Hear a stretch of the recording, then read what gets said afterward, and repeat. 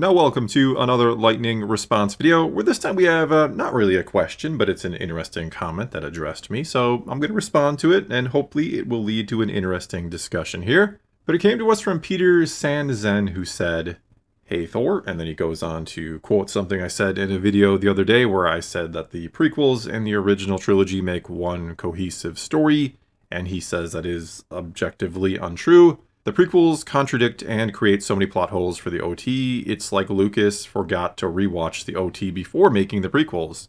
In order to have them make sense, you have to do some insane mental gymnastics and accept retcons that did not exist when the OT existed.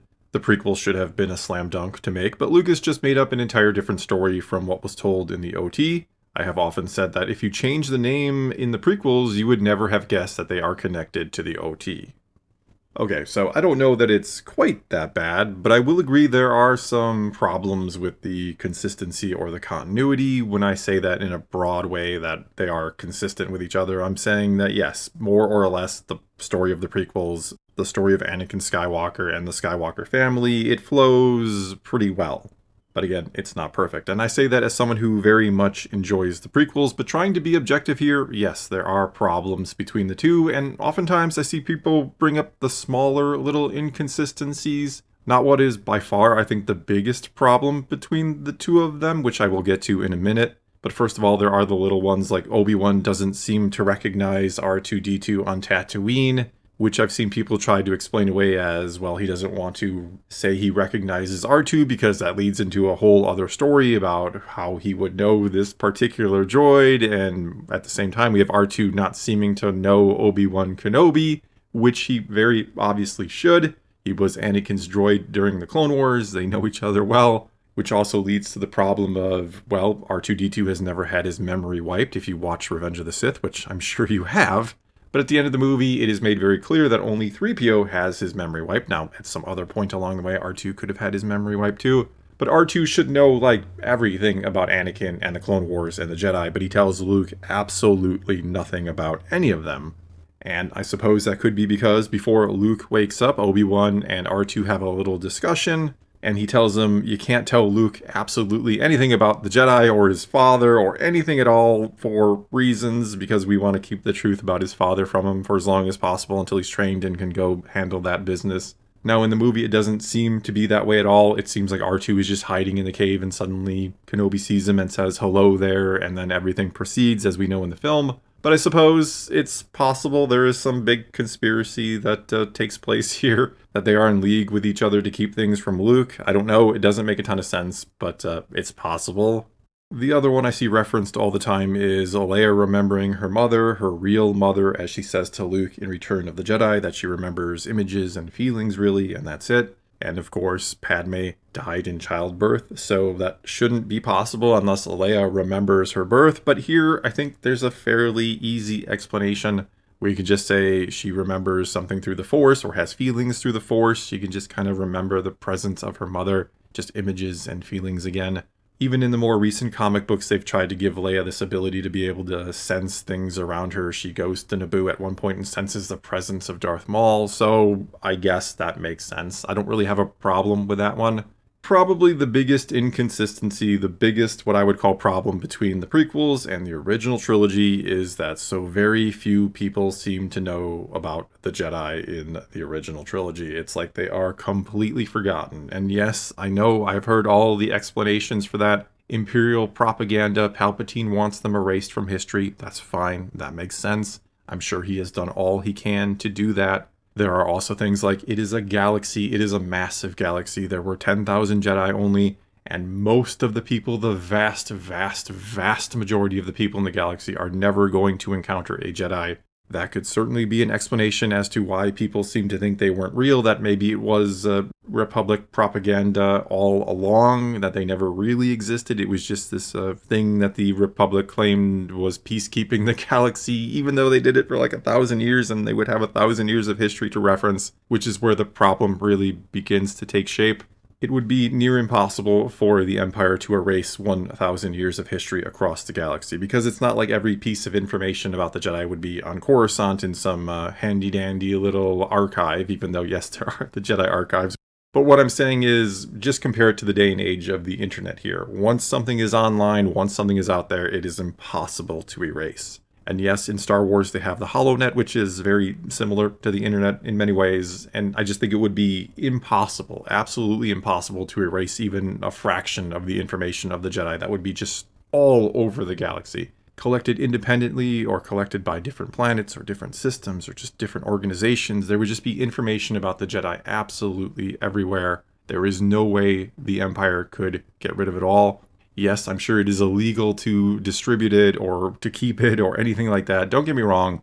But this really leads to the problem of Luke should have had no problem whatsoever finding information about the Jedi, and lots of information about the Jedi. I mean, the Clone Wars were only 19 years ago in story, roughly 20 years ago, we'll say. And for comparison's sake, 20 years ago here in our world, Revenge of the Sith came out. The prequels ended, and I think we all pretty much have a lot of memories of those movies. It would not matter what kind of propaganda campaign had been launched 20 years ago to try to erase them. I would always remember them. And it's going to be the same way with people in the Star Wars galaxy too. They are going to remember the Clone Wars, the galaxy-sweeping Clone Wars, where billions of people lost their lives and a clone army fought against the droid army. And virtually every system, every planet in the galaxy was impacted in some way, shape, or form. There are going to be a lot of people who remember that from 20 years ago. The same way, again, many people remember 2005 quite clearly, or even earlier than that, much, much earlier if you're older. I can remember things from the 80s quite clearly, and things from the 90s quite clearly. So I don't think that the Jedi would just be as forgotten as it seems to be presented. And to the point where Luke would have no idea or have never heard of Yoda, which he doesn't seem to have when he goes to Dagobah. It seems like Obi-Wan just lays some information on him when he's freezing to death on Hoth about, hey, there's a Jedi Master named Yoda you need to go see.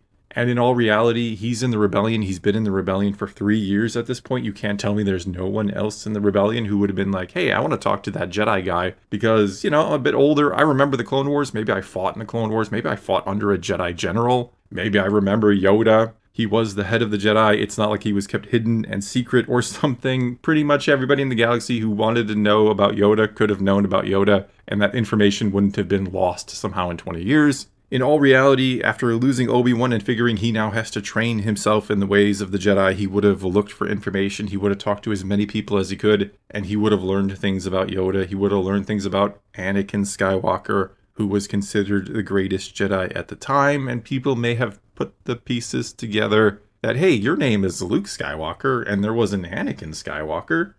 That's curious.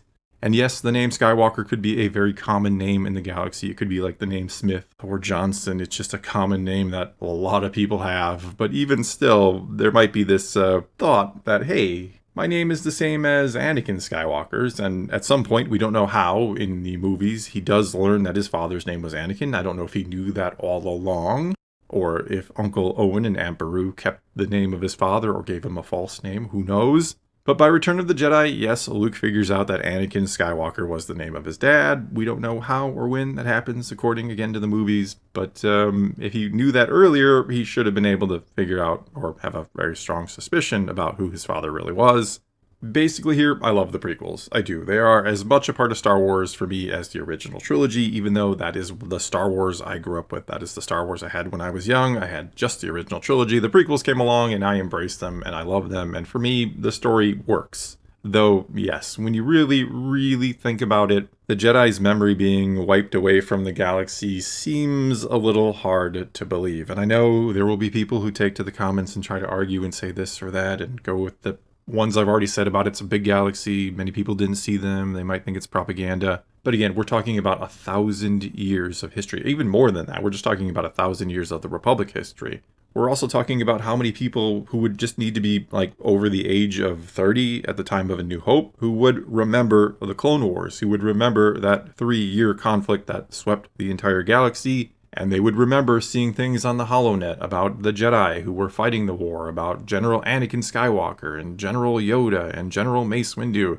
They would not have forgotten that war. They would not have forgotten those names. They would not have forgotten the Jedi, even if they were led to believe by the Empire that they were all propaganda. I mean, even within the rebellion, you have people who would have met Jedi, Again, any former clone trooper, really good chance they met a Jedi. You have Rex in there, who obviously met Anakin Skywalker. You have Mon Mothma leading the rebellion, other senators who were a part of the Senate back in the day. They all had met Jedi. They could very much confirm to Luke, who is their only Jedi and who they would obviously have a lot of interest in talking to and trying to educate if he needed it about the Jedi, and yet he doesn't get any of that from them, which, yes, does feel very strange. It does feel like a plot hole.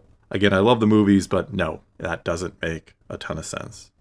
Alright, I have rambled about this one long enough. It is your turn. Take to the comments below and tell me what you think about this one. Again, I know a lot of you are going to want to make some arguments, and that's fine. Go ahead and make your arguments against me. I'm cool with that. But all I'm saying is, come on. If you're over the age of 30, you remember the Clone Wars. You remember all of these things. There would also be tons and tons of information out there somewhere about the Jedi that Luke could have found, and to the point where he would have learned about Yoda. He wouldn't have been shocked to go to Dagobah and been like, oh, Yoda's a little green dude. Well, yeah, I knew that like years ago when I started to research this. But anyway, leave those comments below or ask a question for a future lightning response video.